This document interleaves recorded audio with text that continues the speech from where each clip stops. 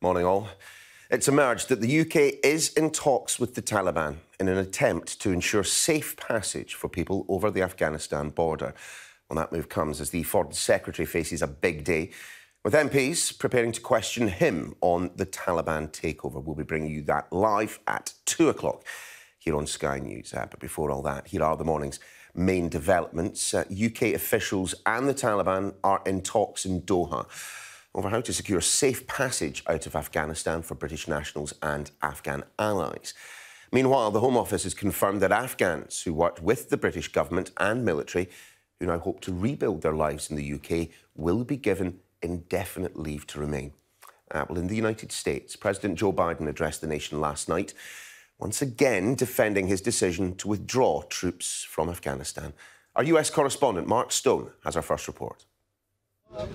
On the tarmac at Kabul airport, images which so clearly define an American defeat. Wearing American kit, most with American weapons. This is America's enemy, now back in charge. This is a man who for 10 years has been a faceless voice of the Taliban, in hiding. A man who denies bin Laden was responsible for 9/11. Now leading the celebrations for what they are calling Afghanistan's Independence Day. یو ناعقوبت اندیشه اقدامو موږ په لومړي سر کې امریکایانو ته دا خبره کړې وسه دوی باید زموږ په خاوره باندې تجاوز ونه کړي کوم ستونزې چې په 2001 کې واقع شوې وي دوی باید موږ سره خبرې کړې وای. نعره تکبیر! Across the sprawling airport, our cameras filmed what's left of military equipment abandoned when the Afghan government collapsed. The Americans had hastily, intentionally damaged what they could as they withdrew. In Washington, the president appeared to declare a mission accomplished. He was, though, claiming a success in achieving a retreat. The extraordinary success of this mission was due to the incredible skill, bravery, and selfless courage of the United States military and our diplomats and intelligence professionals. It was, again, a defense of his decision to bring this war to an end. I was not going to extend this forever war, and I was not extending a forever exit. For terrorists, there was this warning. And to ISIS-K, we are not done with you yet. As Commander-in-Chief, I firmly believe the best path to guard our safety and our security lies in a tough, unforgiving, targeted, precise strategy that goes after terror where it is today, not where it was 2 decades ago. The president can, of course, for now successfully claim that this so-called forever war is over, but it is the legacy which will follow him, the impact it's had on allies, the chaos has cost them politically, the message it sends to Russia and China about American priorities, and then, of course, the all-important reaction of the American people. They wanted this war finished, but it's the way it was brought to an end. People and equipment left behind, and the enemy and terrorists emboldened. South of Kabul, in the city of Khost, Taliban supporters with coffins representing the West. A message from them, but maybe a reflection too of a shift in Western foreign policy, no longer able or willing to intervene. Mark Stone, Sky News in Washington. Well, joining us now once again on the programme, the Home Office Minister, Victoria Atkins. Minister, good to see you again. Do hope you're well. And by golly, you've got a busy day, don't you? Launching Operation Warm Welcome, the way by which we're going to, well, look after those Afghans that looked after us in Afghanistan. Just tell us a bit more about it. Very much so. Well, over the last 2 weeks alone, we've evacuated some 15,000 people to our country. And of course, since April, we've evacuated more people who have done right by us. They're the people who on the ground over the last 20 years have been working with our soldiers, helping to protect them, helping to translate, helping to make our embassies and other areas work. And so the Prime Minister's commitment is absolutely clear to this. They have done right by us. We want to do right by them. And so today I'm delighted that we're launching Operation Warm Welcome to give a warm welcome to everyone who has landed on our shores in recent weeks, but in the longer term as well, and make sure that with us, with our help, they can build bright futures in our country. Of course, the option to have indefinite leave to remain will be grabbing everyone's attention, but there's also a lot more assistance for those that have arrived under RARAP as well. Very much so. So we have today announced indefinite leave to remain, as you say, which is important because it means that they have, for example, rights to work. And so many of the people that we've been watching on our television screens over the last few days have expressed the wish to give back to the UK once they're settled here with their families. But we also want people to integrate. You know, this has got to be fair to the British people as well as to our new Afghan neighbours and friends. And so we are setting out plans to help adults and those who don't speak English to learn our language so that they can contribute fully to our society, and also, importantly, educating those children. Their children have witnessed the most traumatic scenes in recent weeks, and we want to get those children into our schooling system with the right help, the right support, so that, again, we're building positive futures for them. And so we're announcing £12 million to support that education effort. We're also conscious, of course, as well, that there will be some very severe medical needs. Again, some of the trauma that people will have witnessed and experienced, we must confront, we must deal with.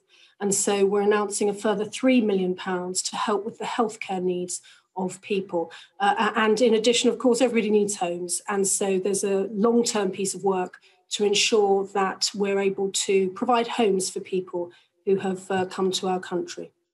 Minister, so all of this applies to those who have come here and will continue to come here under the Afghan Relocation and Assistance Programme. What about those who will be coming here under the resettlement scheme?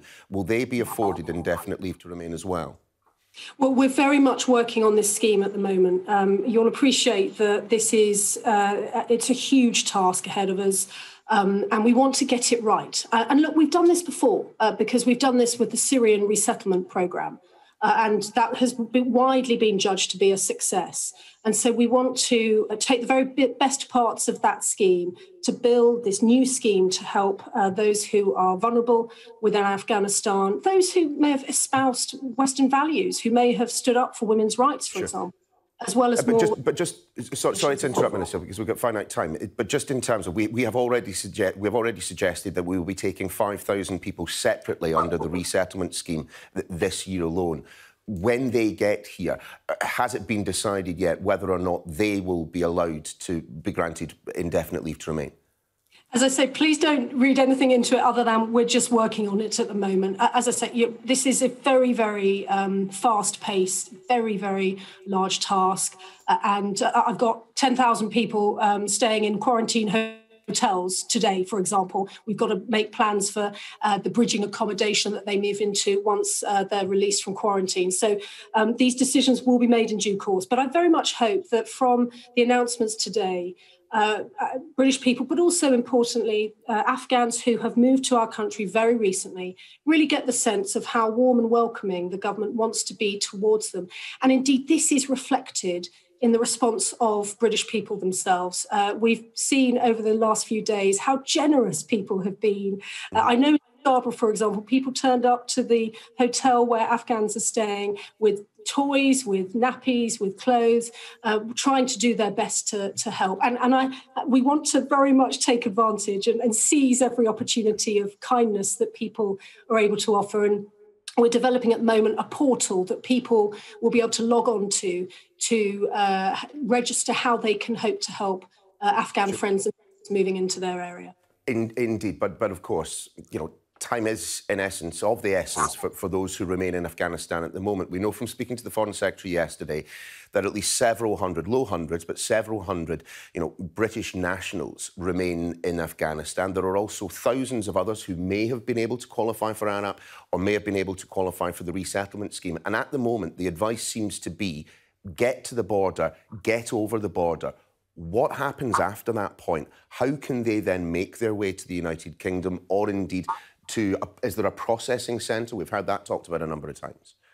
Yeah, so the Foreign Office, as the Foreign Secretary set out yesterday, the Foreign Office are in intense discussions with third countries in the region because we want to make sure that if people are coming to the border, which they will be, that those third countries are able to deal fairly and efficiently with those people.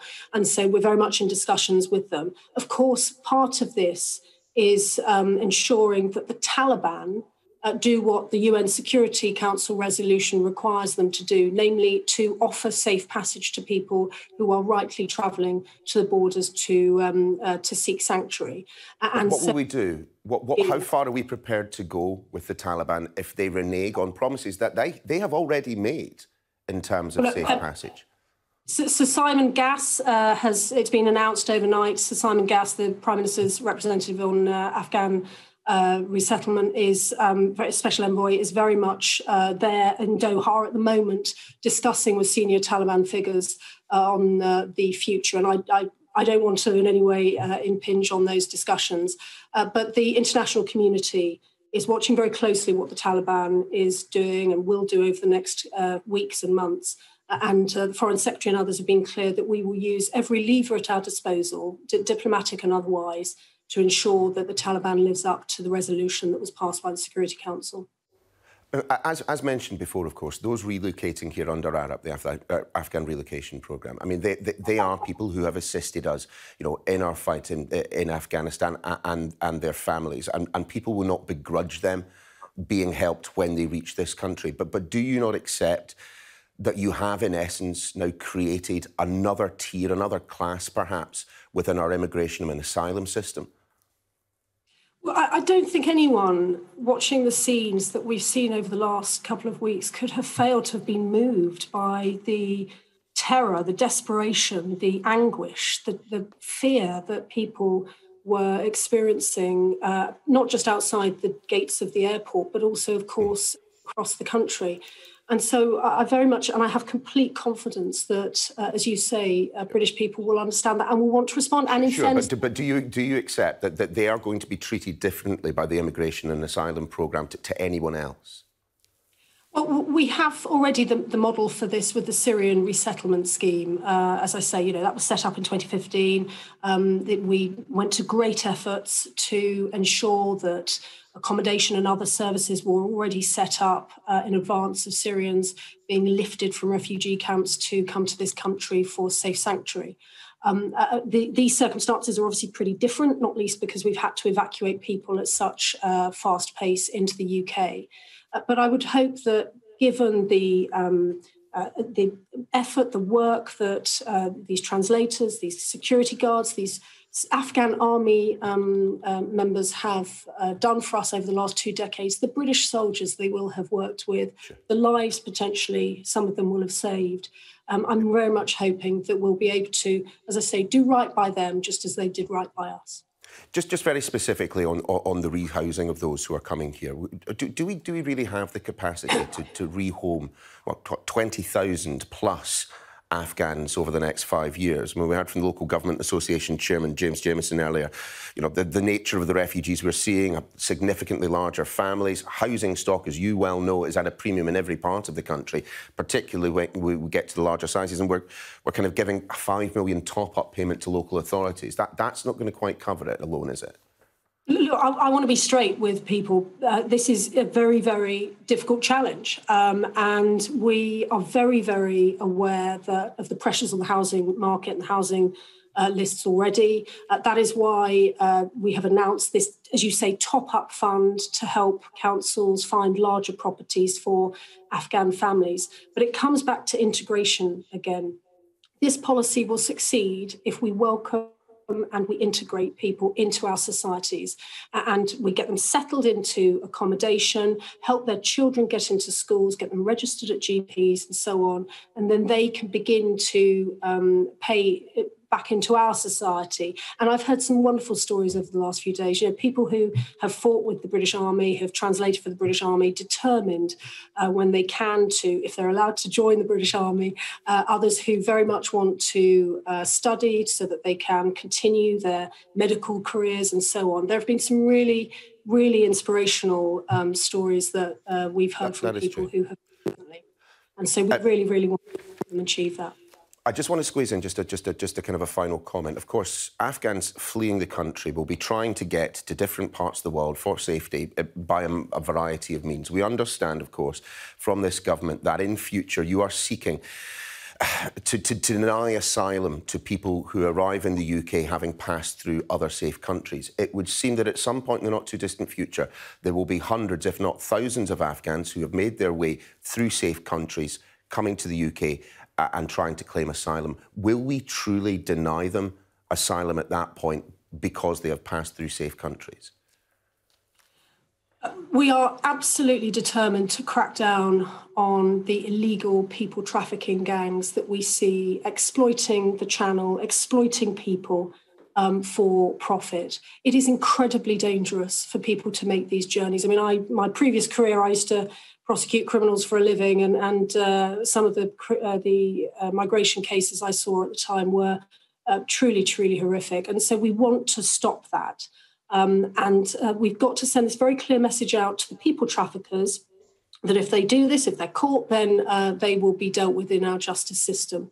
And when you, just to underline how dangerous it is, I mean, very recently, someone sadly died in the Channel trying to make their journey across. So this is why, as part of this package, we're saying, look, we won't put up with illegal immigration, but please, please use safe and legal routes.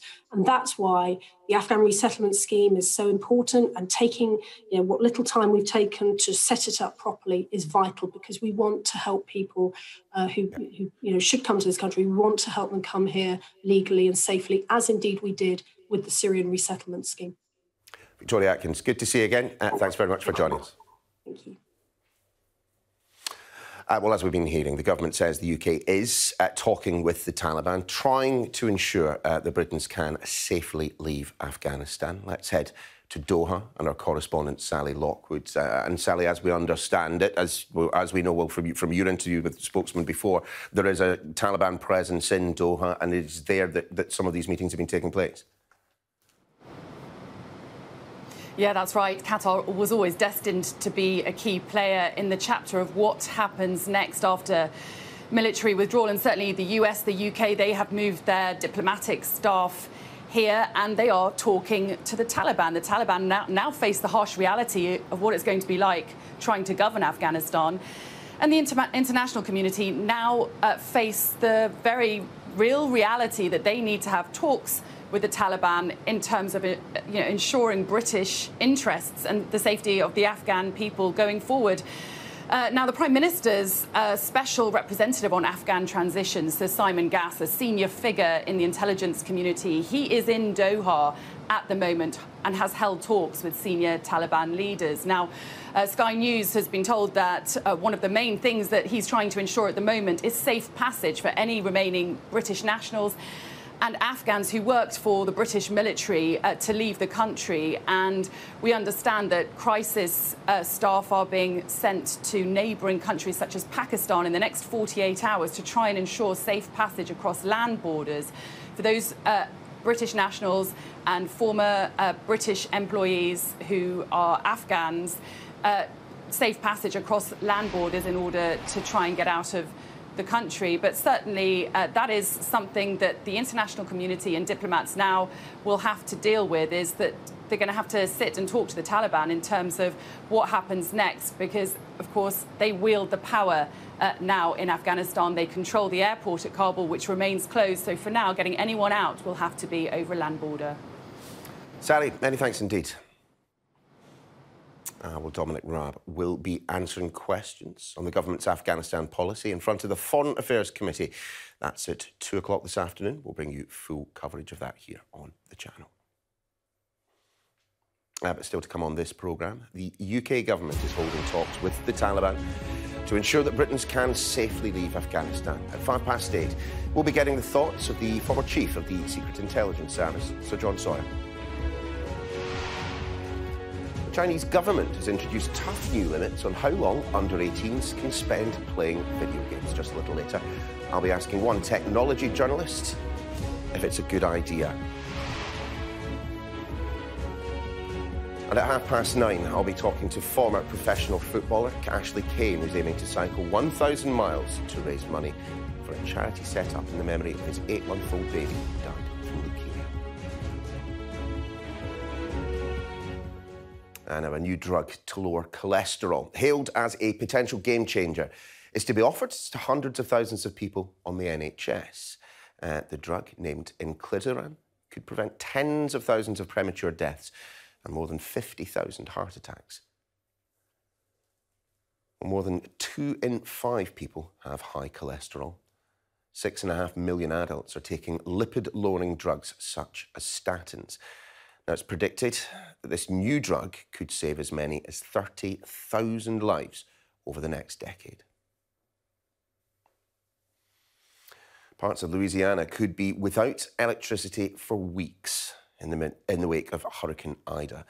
Well, the worst affected areas are New Orleans, southern Mississippi and Baton Rouge. Our US correspondent Greg Milam reports from New Orleans, where food kitchens have been set up and people are queuing to get petrol. There is a slow-motion crisis unfolding in New Orleans, where they survived the impact of Ida, but now face weeks living like this. In the sweltering summer humidity, queues growing at one of the few places in town with petrol. And the warning it could be a month before the electricity is back on. Our thoughts go out to everybody that has been impacted by this devastating storm. For now, they rely on the wind-up radio, the generosity of those with generators, and that famous New Orleans resilience. It's a big mess, and most people have left town.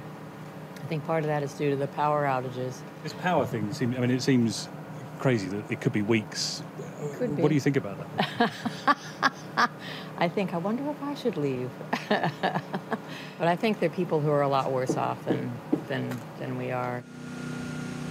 But Ida left at least one horrifying story behind. A man apparently killed by an alligator in front of his wife outside his flooded home in this neighborhood. It wasn't the danger from Ida they'd expected here. It really freaked us out because it's only one road over from ours. It's like on the next road over.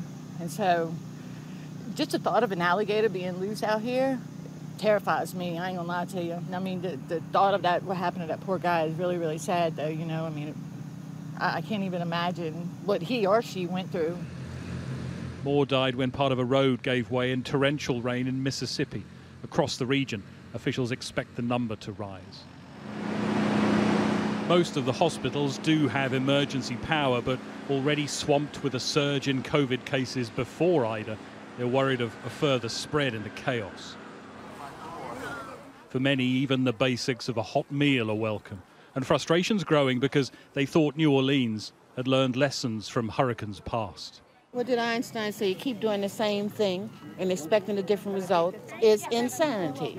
And that's what we have. We pay an electricity bill that's upwards of $400 a month, and now we don't have electricity. I was born and raised in New Orleans, and New Orleans people are resilient. And we're going to get through this. We always do. So just hang tight.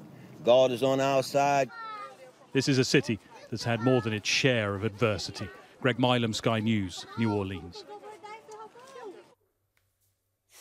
Now let's take a quick look at the impact of climate change on the planet.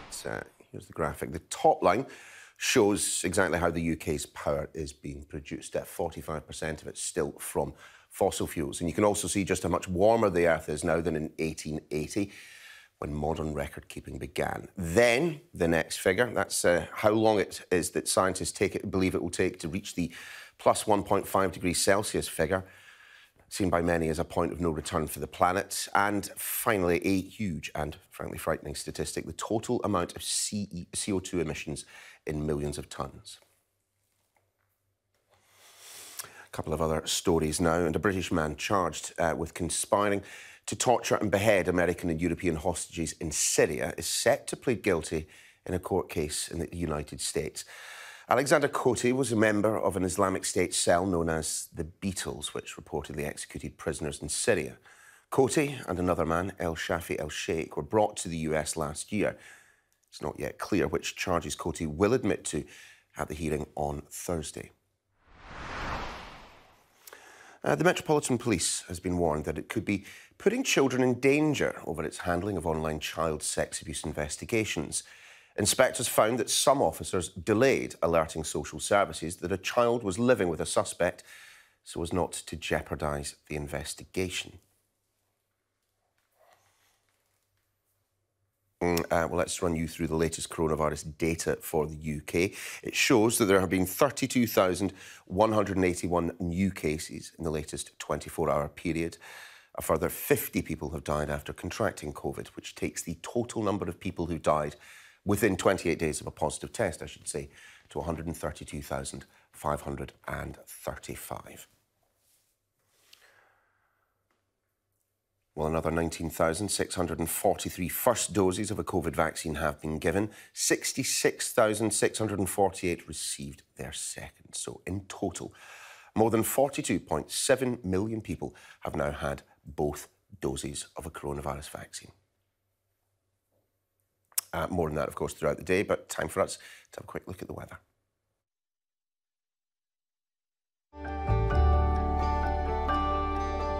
Look forward to brighter skies. The weather, sponsored by Qatar Airways. And the high pressure continues to keep the weather very quiet until the weekend, when I'm afraid it's going to become rather more unsettled. This morning, many places dry, but the cloud is extensive. The clearest skies are in the northwest, where it is quite chilly, but early mist and fog will give way to sunny spells. Any light showers through central and eastern parts will die away through the morning. Cloud will thin and break to give a few sunny spells through southernmost counties. But the best of the sunshine will be over Northern Ireland, along with Western and Central Scotland. Temperatures there might just reach 23 or 24 Celsius. That's 75 Fahrenheit. It'll be cooler elsewhere under the cloud, and particularly in the south and east, where it will be breezy. The weather, sponsored by Qatar Airways. Now, let me tell you the final chapter in the story of a triceratops named Big John. Take a look at this. He is apparently the largest triceratops ever to be discovered by paleontologists. And now his fossilised remains are about to be auctioned off, so you could have the chance to own a piece of him. It's thought that they could fetch up to 1.5 million euros when sold in Paris a little later. Big John roamed the land in South Dakota more than 66 million years ago. The first bones, in fact, were unearthed in 2014. During the dig, they discovered around 60% of the dinosaur's skeleton, including a near-complete skull. And if you're wondering how the dino got his name, he was called Big John in honour of the owner of the land where more than 200 of his bones were found. I don't have €1.5 million. If I did, I think I'd be tempted. Anyway, coming up after the break, UK officials, well, they are meeting with the Taliban in Doha to try and secure safe passage for British nationals and Afghan allies. We'll be speaking to the former foreign minister in Pakistan.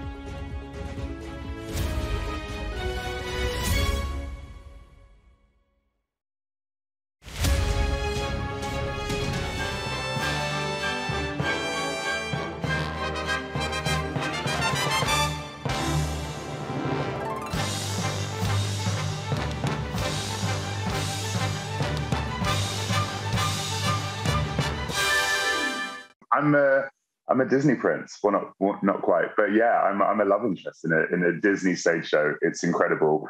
The film resonated with so many people, and we get to bring that to London audiences across the world. Once now that the West End has reopened, we're going to have audiences coming back in, and we had our first preview with 1,800 people. Listening to Samantha Barks and Stephanie McKeown, and hearing Let It Go and the audience reaction to that was phenomenal. It's been a really tough time for lots of people. I think for a lot of actors and for our whole industry, we were sort of the first ones in and the first ones out and the last ones back in. So to have that for the first time, in forever and have everyone back on stage performing to an audience just felt electric. The story that we get to tell is a Disney story, and hearing the music of the Lopez's with a live orchestra, sharing that moment. There is magic that happens at the Theatre Royal Drury Lane that is something that only Disney can do. And so when the breath of the audience is collectively taken away, you hear nearly 2,000 people gasp. It's genuinely special. So I'm really looking forward to sharing that with more and more people.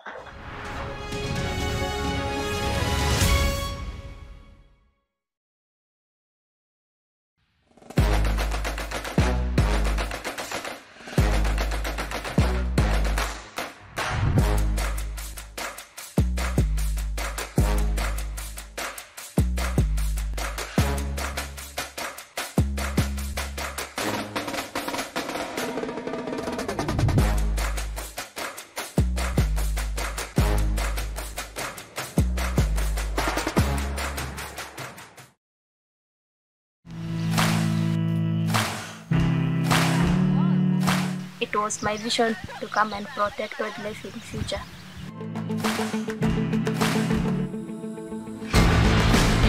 Animals like lion can enter into bomas, they kill their livestock, and this leads to human-wildlife conflict.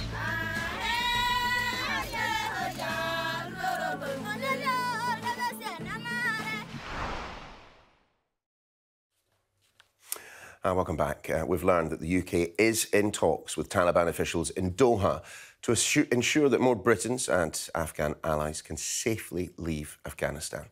Well, in the last few minutes, the Home Office Minister, Victoria Atkins, warned that the Taliban must stick to those promises that they've made to the British government. The international community is watching very closely what the Taliban is doing and will do over the next weeks and months. And the Foreign Secretary and others have been clear that we will use every lever at our disposal, diplomatic and otherwise, to ensure that the Taliban lives up to the resolution that was passed by the Security Council. Our political correspondent, Tamara Cohen, is here. Morning, TC. Of course, the bulk of our conversation with the Home Office Minister this morning was about Operation Warm Welcome, the way in which those Afghans and their families, those that helped us in Afghanistan, who qualified under the relocation programme, how they will be dealt with at this end. But it also raises a number of other questions, though, doesn't it? That's right. So this Operation Warm Welcome, which the Home Office has announced today, means that of those 8,000 Afghans who've been airlifted to the UK, mostly over the last couple of weeks, they will be able to have indefinite leave to remain in the UK straight away. That means that they have unrestricted rights to work. There will be money put into helping them integrate, as Victoria Atkins put it, with school places, language courses and other support that they may need. And that opens the door to them applying for British citizenship if they've lived here for 5 years. Now, that is very different from Afghans who may have fled the country already, made their way overland and accessed the UK that way. She made clear that the government is still very committed to cracking down on illegal immigration and people trafficking. And so people who come in through those routes will not be given a warm welcome, if you like. They will be treated through the full force of the law if they come here illegally. But she said that people who saw the scenes on television of the fear and desperation, anguish at Kabul airport won't begrudge Afghans being helped to settle in the UK. But of course, there are questions about funding, particularly for cash-strapped local councils having to provide housing. And there really is a question of how long this is all going to take.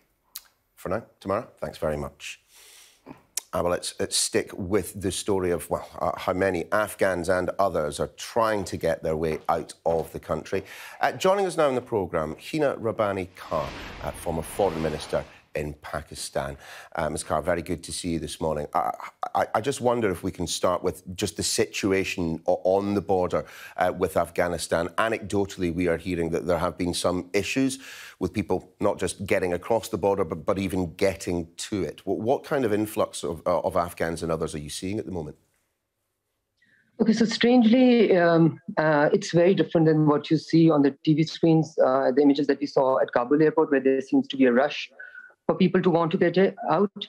On the land border, the one with Pakistan at least, you don't see the type of influx that we saw post-Soviet Union, for instance, withdrawal, or as they came in. So it's an interesting juxtaposition for me, because on the land border, the type of numbers that we have typically seen, you may know or remember that Pakistan actually played host at one point to about 4 million Afghan refugees in Pakistan. We currently are also holding 3 million Afghan refugees in Pakistan over the last many decades. So I find it interesting when in the UK, you're talking about numbers as high as 8,000 of Afghans who you are giving legal rights to stay in Afghanistan until their sort of future is determined by the parliament, etc. So Pakistan as a country has actually played host to millions and millions of Afghan refugees. But right now, the situation on the border is nowhere close to what it has typically been when it's an influx. So it seems that those people who typically take the land route are the less privileged, I would say, or the ones who are being threatened by war and by skirmishes and by being killed. So those people are currently not in large numbers. Just in terms of your experience of the way in which Afghanistan and Pakistan have worked together, and indeed your knowledge of the way in which the Taliban have operated over the past 20 years, what do you make of their commitments that they have made in terms of safe passage, in terms of continuing the education of children and indeed of women? What do you make of the Taliban? Do you think their promises hold any weight whatsoever? Okay, so I think we all find ourselves at a difficult point, or a point where we have nothing to guide us in terms of what should we expect, right? Because we have the past behavior of the Taliban, which was pre-9/11, pre-2001, in which girls were not allowed to go to school, women were not part of daily Afghan life, non-Pashtun entities were not really part of any government. And we now have a completely different narrative that the Taliban are giving to the rest of the world, including Pakistan, where they have changed. And they are going to now, allow women to have segregated schooling and perhaps be in government. Now, I think we all have to wait and see as to how this is enacted, how this policy statements, if they were a government, if you consider them to be, they are in charge of Afghanistan right now. So these are policy statements which are future-oriented, but I think we should all wait to see how that is translated into real action. And the first big sign is going to be what type of government comes into play. And if it is a government which is generally seen to be representative, where you have some women representation, where you have a reasonable non-Pashtun representation, where you have at least, some reasonable level of opposing Taliban entities, I think we can all expect better in the future. But I believe, I think people are ill-placed to expect Pakistan to be in any different place than the rest of the world to know what's happening, because I think we all are waiting to see how the promises that they're making or the commitments that they're making are going to translate into action. Certainly the expectation is that it will be regional players, such as Pakistan, that will exert influence, that will exert some pressure over the Taliban. What do you make of that? In what way does Pakistan do that, given the huge number of refugees, as you've already pointed out, the millions of refugees that have already relocated to Pakistan? Okay, so this is the interesting part, because many of the conclusions that President Biden was mentioning in his speech, saying things like, we won the war 10 years back and we stayed 10 years longer, and we tried to do nation building. Now, these are all the lessons that Pakistan was telling the international community and our international partners back in 2001, that let's not try and create circumstances which may not be reflective of the realities on the ground, and let's take on a project that we will be able to stay on and see its fruition and see it through rather than run halfway through, right? So you are absolutely right in saying that the region and people who are, I would consider the region becomes a broader region and a smaller region and a wider region, but the immediate region to me is the immediate neighbors of Afghanistan, okay? And in that you have Iran. You may not like Iran, but Iran is an immediate neighbor, and Iran is a country which has been hosting Afghan refugees together with Pakistan. There's Pakistan, of course, who has a long, porous, which is now fenced border. There's Tajikistan, and all the immediate neighbors of Afghanistan, I feel, have a better sense in terms of what is the likely scenario. And I also please appreciate the fact we also have a larger threat coming in from the instability and the chaos and the civil war that may continue in Afghanistan. So we are very, very scared, perhaps much more scared than anyone else, thousands of miles away and oceans and seas away, because we have seen historically for instability from Afghanistan, from terrorism from Afghanistan to permeate through the border and come into Pakistan. And again, I found it interesting when President Biden mentioned American lives lost, but forgot to mention Pakistani and, most importantly, Afghan lives lost in this 20 years adventure, which runs into millions of Afghan lives, right? And as we told by the Boston University, in the last 3 years, when the world believes that things were stable, more Afghans were dying, Afghan civilians were dying through airstrike than in any year that preceded it. So our sense of stability, what we consider to be stability in Western eyes, really emanates from Western lives, it seems. And that in itself becomes problematic, not for only people of the region and the Afghans, but for all of us collectively, because our decision-making is somewhat flawed, I believe. Indeed. Hina Rabbani Khan, I'm very sorry, we do have to leave it there, but I think you got your point across in the last one, certainly. Very many thanks for joining us this morning. Well, let's stay with the story. We're joined now by Dr. Marissa Qi, former advisor to the Afghanistan Peace and Reintegration Programme. Dr. Qi, good to have you on the programme this morning. And as I understand it, you have colleagues, you have friends and colleagues still in Afghanistan at the moment. How are they getting on? What is the situation like for them?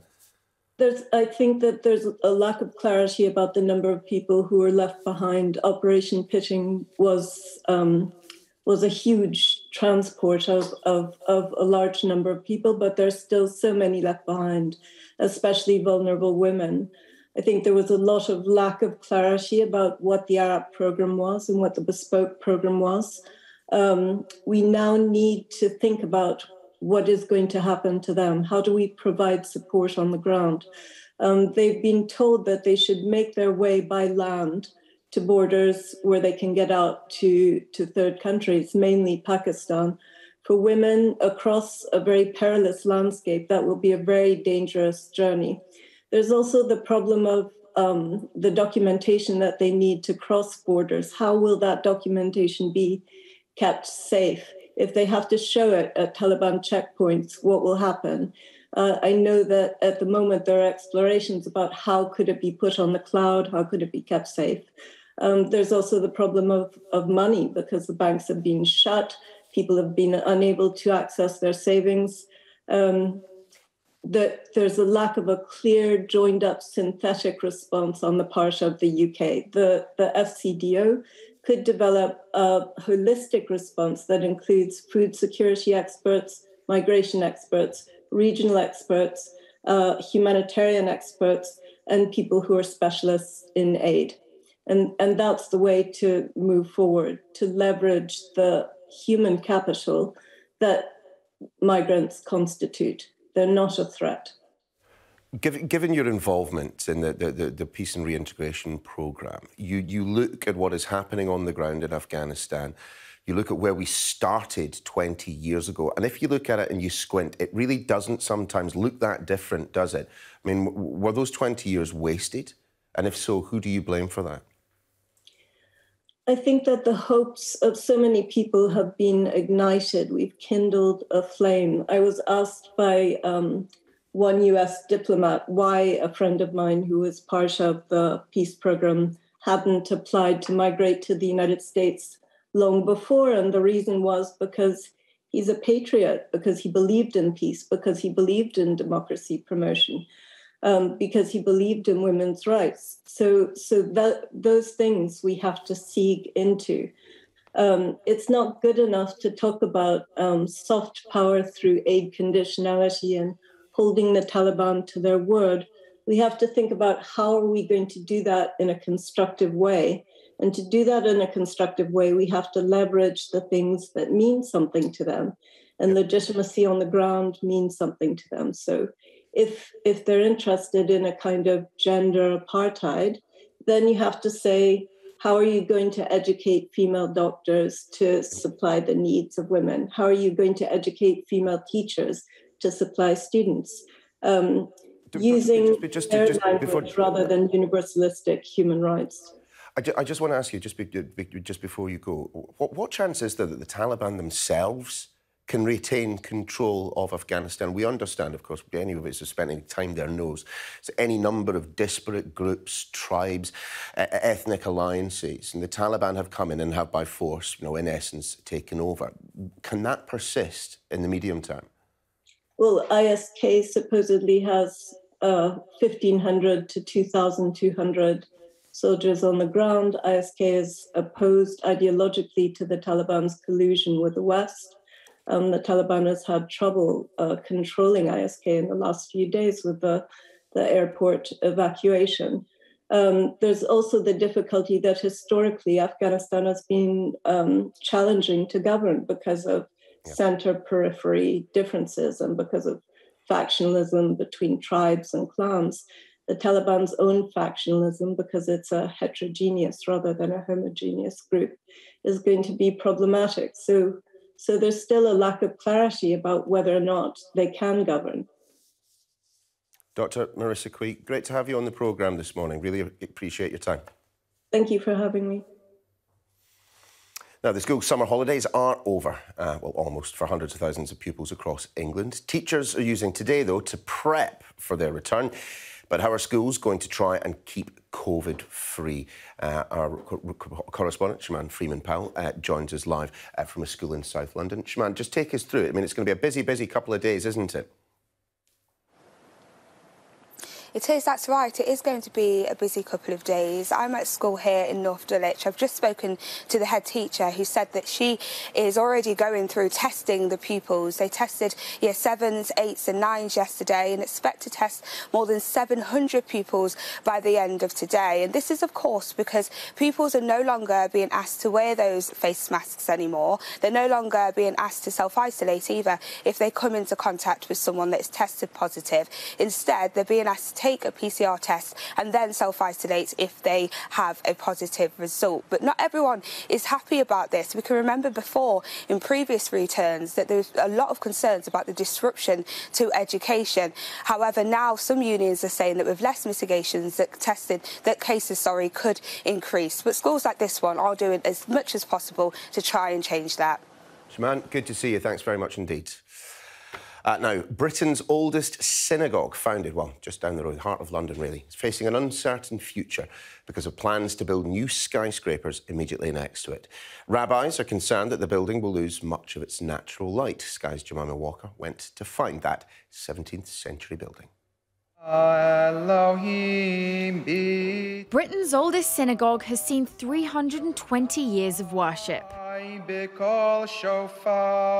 But modern plans threaten to disrupt historic traditions. There are proposals for 2 new office blocks directly outside Bevis Marks. One 20 stories high, the other 50. Right now it's beautiful with all of the light, and if these buildings were permitted to go forward, the light would be obscured and we'd only have 1 hour of daylight a day. Rabbi Morris believes this could seriously disrupt worship, potentially even leading to the closure of the synagogue.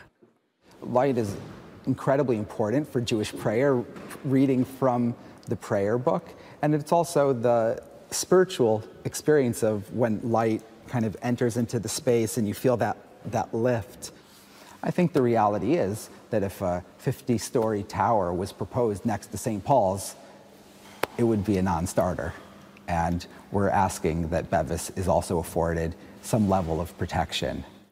10 generations of Chris Musicant's family have married at Bevis Marks.